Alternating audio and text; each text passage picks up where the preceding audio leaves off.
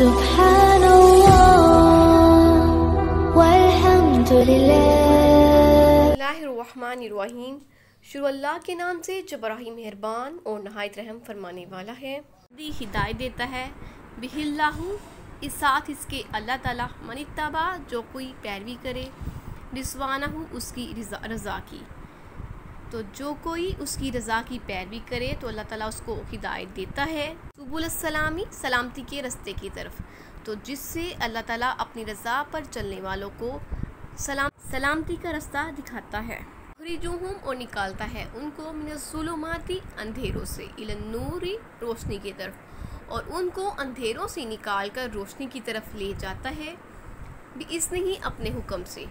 वयहदीहिम और हिदायत देता है उनको इला तरफ सिरातुम मुस्तकीम सीधे रास्ते की तरफ, और अपने हुक्म से अंधेरे में से निकाल कर उनको रोशनी की तरफ ले जाता है, उनको सीधे रास्ते पर चलाता है। में अल्लाह ताला फरमाते हैं कि जो लोग अल्लाह ताला के हुक्म पर चलते हैं तो अल्लाह ताला उनको अंधेरों से निकाल कर रोशनी की तरफ ले जाता है और उनको सीधे रास्ते पर चलाता है और उन्हें सलामती के रास्ते दिखाता है, निजात दिलाता है उनको। तो निजात इसी में है रसूल पाक सल्लल्लाहु अलैहि वसल्लम के बताए हुए रास्ते पर चलें और उन अहकामात को दिल से तस्लीम करें और अपने अमल से साबित करें, ताकि निजात जो है वो हमारा मुकद्दर बने और क़यामत के दिन हम अल्लाह ताला के सामने शर्मिंदा ना हो। लक़द अलबत्ता तहकीक काफ़रल्लज़ीना कुफ्र किया है जिन लोगों ने, कालू कहते हैं, इन्नल्लाह बेशक अल्लाह ताला वल मसीह इब्नु, वो मसीह इब्ने मरियम है। तो बेशक जिन लोगों ने कुफ्र किया वो कहते हैं कि ईसा बिन मरियम जो हैं अल्लाह हैं।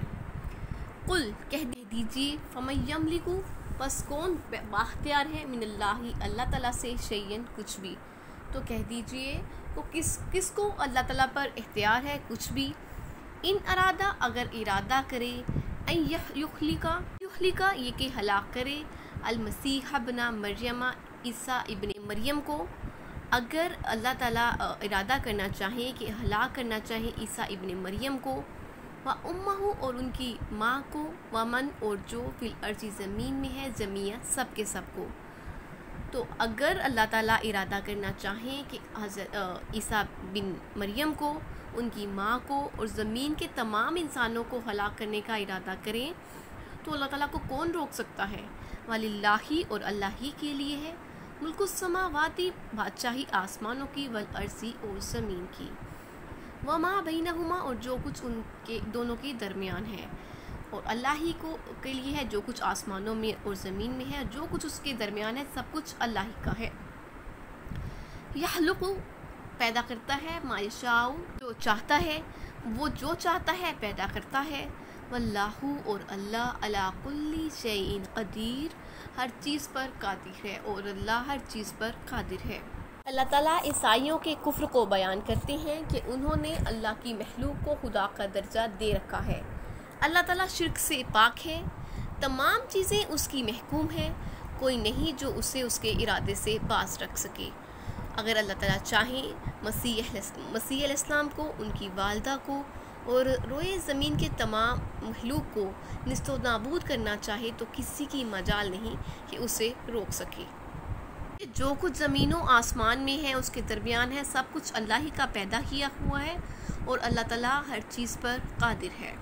क़ालतिल यहूदू और कहते हैं यहूद, व नसारा और ईसाई, यहूद और नसारा कहते हैं, नहनु हम अबनाउल्लाही अल्लाह के बेटे हैं, व अहिब्बाउ और उसके महबूब हैं। यहूद और नसारा कहते हैं कि हम अल्लाह के बेटे और उसके महबूब हैं, उसके प्यारे हैं। कुल कह दीजिए, फालिमा पस क्यों, युअज़्ज़िबुकुम अज़ाब देता है तुमको, बिज़ुनूबिकुम तुम्हारे गुनाहों की वजह से, तो कहो तो फिर अल्लाह तुम्हें तुम्हारे गुनाहों की वजह से अज़ाब क्यों देता है। बल्कि अंतुम हो तुम बशरुन बशर, मिम्मा जिसको खलक़ा उसने पैदा किया, यग़फ़िरु बख्शता है, लिमन यशाउ जिसे चाहता है, व युअज़्ज़िबु और अज़ाब देता है, मन यशाउ जिसे चाहता है। वलिल्लाही और अल्लाह ही के लिए है, मुल्कुस समावाती बादशाही आसमानों की, वल अर्ज़ी और ज़मीन की, वमा बैनहुमा और जो कुछ उन दोनों के दरमियान है, وَإِلَى اللَّهِ الْمَصِيرُ اور اسی کی طرف لوٹ کر جانا ہے۔ یہود و نصارہ کہتے ہیں کہ ہم اللہ کے بیٹے اور اس کے پیارے ہیں۔ کہو تو کہ پھر وہ تمہارے بد اعمال کی وجہ سے تمہیں عذاب کیوں دیتا ہے، بلکہ تم اس کی مخلوقات میں دوسروں ہی کی طرح کے انسان ہو۔ وہ جسے چاہے بخشے اور جسے چاہے عذاب دے، اور آسمانوں اور زمین جو کچھ ان میں ہے سب کچھ اللہ ہی کی حکومت ہے، اور سب کو اسی کی طرف ہی لوٹ کر جانا ہے۔ اعلیٰ عیسائیوں کے کفر کو بیان کرتے ہیں کہ انہوں نے اللہ تعالیٰ کی مخلوق کو خدا کا درجہ دے رکھا ہے۔ اللہ تعالیٰ شرک سے پاک ہے، تمام چیزیں اس کی محکوم ہیں، کوئی نہیں جو اسے اس کے ارادے سے باز رکھ سکے۔ وہ اگر مسیح علیہ السلام کو، ان کی والدہ کو اور روئے زمین کے تمام مخلوق کو نیست و نابود کرنا چاہے تو کسی کی مجال نہیں کہ اسے روک سکے۔ اے اہل الکتابی، اے اہل کتاب، قد تحقیق جاءکم آئے تمہارے پاس رسولنا ہمارے رسول، یبینو بیان کرتے ہیں، واضح کرتے ہیں، لکم تمہارے لیے، علی پر، فترتن وقفے پر، من الرسول رسولوں کے۔ اے اہل کتاب تمہارے پاس ہمارے رسول آئے ہیں، بیان کرتے ہیں، واضح کرتے ہیں، لکم تمہارے لیے، علی فترتن وقفے پر، من الرسول رسولوں کے، ان تقولوا یہ کہ تم کہو، ما جاءنا نہیں آئے ہمارے پاس، من بشیرن کوئی خوشخبری دینے والا، ولا نذیر اور نہ کوئی ڈرانے والا۔ پاس ہمارے پیغمبر آ چکے ہیں جو تم سے ہمارے احکامات کو بیان کرتے ہیں، تاکہ تم یہ نہ کہہ سکو کہ ہمارے پاس کوئی خوشخبری دینے والا یا ڈر سنانے والا نہیں آیا۔ فقط پس تحقیق جاءکم آئے ہیں تمہارے پاس بشیر خوشخبری دینے والے، و نذیر اور ڈرانے والے۔ تو اب تمہارے پاس خوشخبری دینے والے اور ڈرانے والے آ چکے ہیں۔ واللہ اور اللہ علی کل شیء قدیر ہر چیز پر قادر ہے، اور اللہ تعالیٰ ہر چیز پر قادر ہے۔ اے اہل کتاب پیغمبروں کے آنے کا جو سلسلہ ایک عرصہ تک جو ہے وہ رکا رہا تھا، حضرت عیسیٰ علیہ السلام کے بعد 600 سال کے بعد تقریباً حضرت محمد صلی اللہ علیہ وآلہ وسلم کو مبعوث فرمایا گیا۔ تو اللہ تعالیٰ فرماتے ہیں تو اس سلسلے کو ہم نے دوبارہ کنٹینیو کیا ہے، تو تمہارے پاس ہمارے پیغمبر آ گئے ہیں جو تم سے ہمارے احکامات کو بیان کرتے ہیں، تاکہ تم یہ نہ کہہ سکو کہ ہمارے پاس کوئی خوشخبری دینے والا یا ڈرانے والا نہیں آیا۔ تمہارے پاس خوشخبری سنانے والا بھی آ چکا ہے اور ڈرانے والا بھی، اور اللہ ہر چیز پر قادر ہے۔ اس آیت میں اللہ تعالیٰ یہود و نصارہ سب کو مخاطب کر کے فرماتے ہیں کہ میں نے تم سب کی طرف اپنا رسول بھیج دیا ہے جو خاتم الانبیاء ہے، جس کے بعد کوئی رسول نہیں آنے والا۔ حضرت عیسیٰ علیہ السلام کے بعد کہا جاتا ہے کہ تقریباً 600 سال بعد رسول پاک صلی اللہ علیہ وآلہ وسلم آئے۔ فترہ کا مطلب کیا ہے؟ مطلب درمیان میں کوئی نبی نہیں آیا۔ صحیح بخاری میں ہے، حضور صلی اللہ علیہ وآلہ وسلم فرماتے ہیں حضرت عیسیٰ علیہ السلام سے بنسبت اور لوگوں کے میں زیادہ اولا ہوں، اس لیے کہ میرے اور ان کے درمیان کوئی اور نبی نہیں آیا۔ حضور صلی اللہ علیہ وآلہ وسلم نے اپنے ایک خطبے میں فرمایا، مجھے میرے رب کا حکم ہے کہ میں تمہیں وہ باتیں سکھاؤں جن سے تم ناواقف ہو، اور اللہ تعالیٰ نے مجھے آج ہی بتائی ہے۔ فرمایا، میں نے اپنے بندوں کو موحد پیدا کیا ہے، لیکن پھر شیطان ان کے پاس آتا ہے اور انہیں بہکاتا ہے، اور میری حلال چیزیں ان پر حرام کرتا ہے، اور انہیں کہتا ہے کہ میرے ساتھ باوجود دلیل نہ ہونے کے شرک کریں۔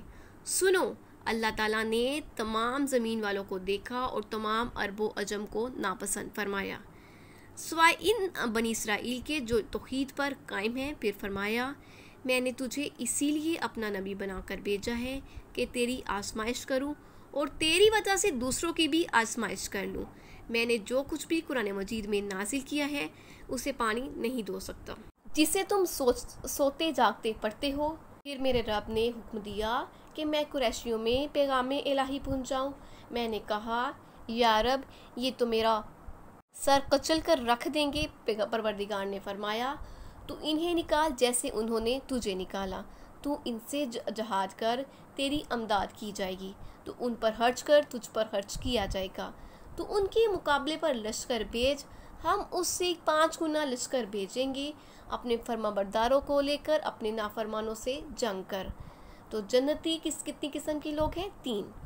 نمبر 1 بادشاہ عادل، نمبر 2 صدقہ خیرات کرنے والا، اور نمبر 3 مفلس ہونے کے باوجود خرچ کرنے والا۔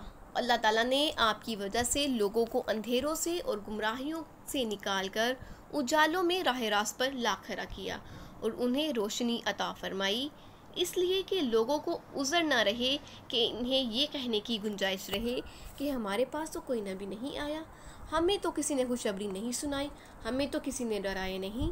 تو اللہ تعالیٰ نے اپنے پیغمبر کو ساری دنیا کی ہدایت کے لیے بھیج دیا۔ وہ اپنے فرما برداروں کو ثواب دینے پر اور نافرمانوں کو عذاب دینے کا پر قادر ہے۔